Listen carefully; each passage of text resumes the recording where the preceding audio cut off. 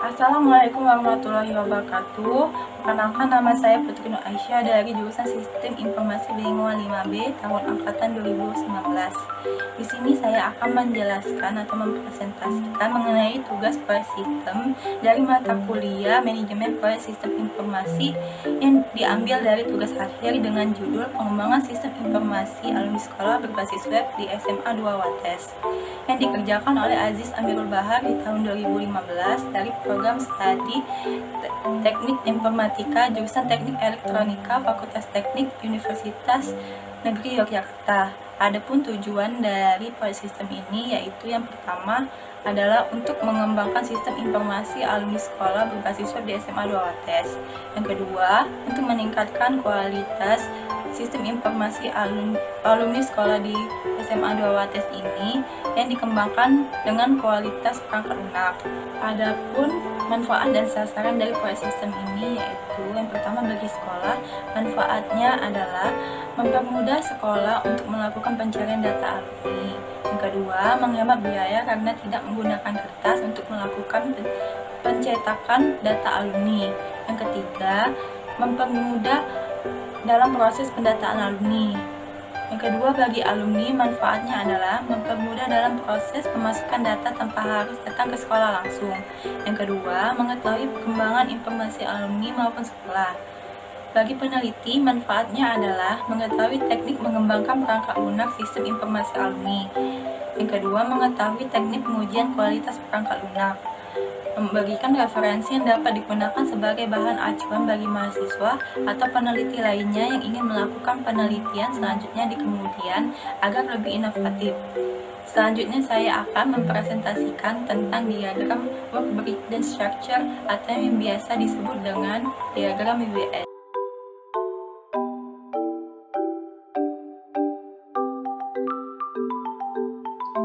Berikut merupakan diagram WBS atau Work Breakdown Structure dari tugas akhir yang berjudul Analisis dan Pengembangan Sistem Informasi Alumni Sekolah Berbasis Web di SMA 2 Wates. Pada tingkat pertama ini terdiri menjadi 4 bagian, yaitu yang pertama ada 1.0 analisis kebutuhan perangkat lunak, yang kedua 2.0 desain, yang ketiga 3.0 pembuatan kode program atau implementasi, yang keempat ada 4.0 pengujian. Selanjutnya, pada bagian analisis kebutuhan, tingkat pertama 1.0 analisis kebutuhan perangkat lunak terdiri dari tingkat kedua, yang terbagi menjadi 3 bagian, yaitu 1.1 mengumpulkan kebutuhan fungsi pada pengembangan sistem informasi alumni berbasis web. 1.2 menganalisis kebutuhan software dan hardware yang dibutuhkan untuk mengembangkan sistem informasi alumni. 1.3 mendokumentasikan kebutuhan yang akan dipenuhi dalam sistem yang baru. Pada tingkat 2 1.1 mengumpulkan kebutuhan fungsi pada pengembangan sistem informasi alumni berbasis web terbagi menjadi tingkat ketiga yang terdiri dari 2 bagian, yaitu 1.1.1 meninjau proses pendataan dan pengelolaan alumni di sekolah. 1.1.2 melakukan wawancara dan observasi dengan pengambilan data responden diminta mengisi kuesioner. Pada 1.1.2 melakukan wawancara dan observasi dengan pengambilan data responden diminta mengisi kuesioner ini terbagi lagi menjadi tingkat keempat yang terdiri menjadi 5 bagian, yaitu 1.1.2.1 menyiapkan daftar pertanyaan untuk dimasukkan ke kuesioner. 1.1.2.2 mengumpulkan responden. 1.1.2.3 menyiapkan janji dengan responden. 1.1.2.4 menyiapkan lokasi untuk pengisian kuesioner. 1.1.2.5 melakukan pengisian kuesioner dengan pihak responden. Pada tingkat kedua 1.2 menganalisis kebutuhan software dan hardware yang dibutuhkan untuk mengembangkan sistem informasi alumni terbagi menjadi tingkat ketiga yang terdiri dari 2 bagian, yaitu 1.2.1 mengumpulkan data perangkat lunak yang dibutuhkan untuk mengembangkan sistem informasi alumni. 1.2.2 mengumpulkan data perangkat keras yang dibutuhkan untuk sistem. Bagian selanjutnya adalah bagian desain. Pada tingkat pertama desain ini ada 2.0 desain yang terbagi menjadi tingkat kedua, yang bagiannya ada 4, yaitu 2.1 transaksi kebutuhan perangkat lunak dari tahap analisis kebutuhan ke representasi desain. 2.2 perancangan Unified Modeling Language atau UML. 2.3 perancangan basis data.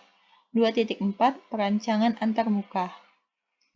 2.1 mentransaksi kebutuhan perangkat lunak dari tahap analisis kebutuhan ke representasi desain terbagi lagi menjadi tingkat ketiga, yaitu 2.1.1 mengimplementasikan menjadi program pada tahap selanjutnya.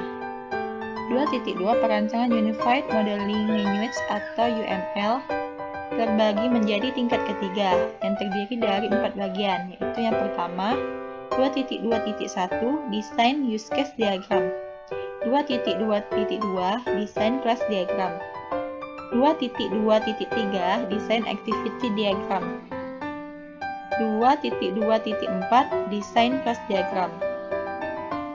2.2.1 Desain Use Case Diagram terbagi menjadi tingkat keempat yang terdiri dari 2 bagian, yaitu yang pertama 2.2.1.1 membuat rancangan desain use case diagram, 2.2.1.2 membuat dokumentasi hasil desain use case diagram.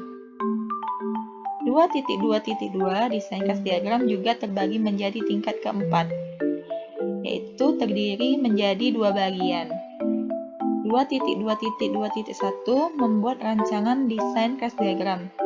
2.2.2.2 membuat dokumentasi hasil desain case diagram. 2.2.3 desain activity diagram juga terbagi menjadi tingkat keempat yang terdiri dari 2 bagian, yaitu 2.2.3.1 membuat rancangan desain activity diagram. 2.2.3.2 membuat dokumentasi hasil desain activity diagram.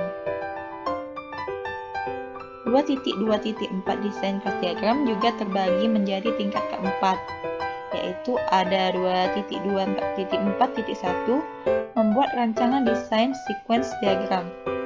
2.2.4.2 membuat dokumentasi hasil desain sequence diagram. Pada tingkat kedua, 2.3 perancangan basis data terbagi menjadi tingkat ketiga yang terdiri dari 2 bagian, yaitu 2.3.1 memasukkan, menyimpan, dan mengambil data alumni sekolah. 2.3.2 membuat laporan berdasarkan data yang telah disimpan. Tingkat kedua, 2.4 perancangan antarmuka juga terbagi menjadi tingkat ketiga yang terdiri dari 2 bagian, yaitu 2.4.1 membuat rancangan desain interface, 2.4.2 membuat dokumentasi hasil desain interface. Bagian selanjutnya terdapat bagian implementasi. Pada tingkat pertama bagian ini, ada 3.0 pembuatan kode program atau implementasi yang terbagi menjadi tingkat kedua, yaitu yang bagian pertama ada 3.1 merealisasikan desain sehingga sistem informasi alumni dapat dioperasikan. Bagian kedua, 3.2 mendokumentasikan tahapan implementasi ini digunakan framework coordinator agar implementasi lebih cepat dan mudah.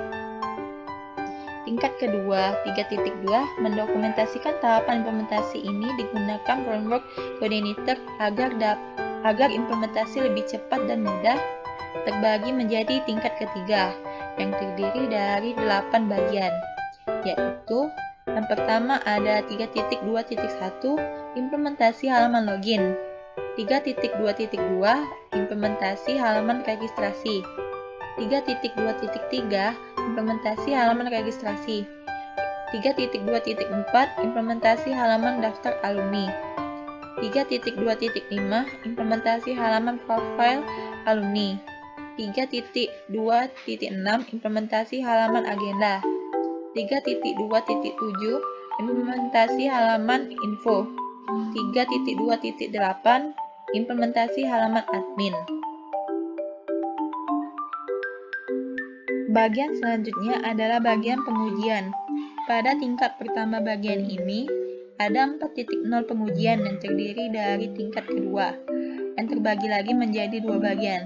Bagian pertama ada 4.1, mempelajari kesalahan, error, atau bug pada perangkat lunak setelah dikembangkan.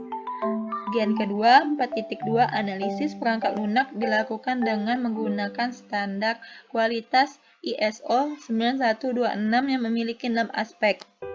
4.2 ini terbagi menjadi tingkat ketiga yang memiliki 6 bagian. Bagian pertama, 4.2.1, pengujian functionality menggunakan metode checklist yang digunakan oleh ahli pengembangan perangkat lunak berbasis web. 4.2.2, pengujian reliability menggunakan tool WAPT. 8.1, untuk menguji stress testing sistem informasi. 4.2.3, pengujian usability menggunakan use questionnaire dari Arnold M. Lund dengan responden alumni serta dari pihak sekolah. 4.2.4, pengujian efisiensi menggunakan software GT Metric. 4.2.5, pengujian maintainability menggunakan software PHP Metrics. 4.2.6, pengujian portability menggunakan software Burst Email.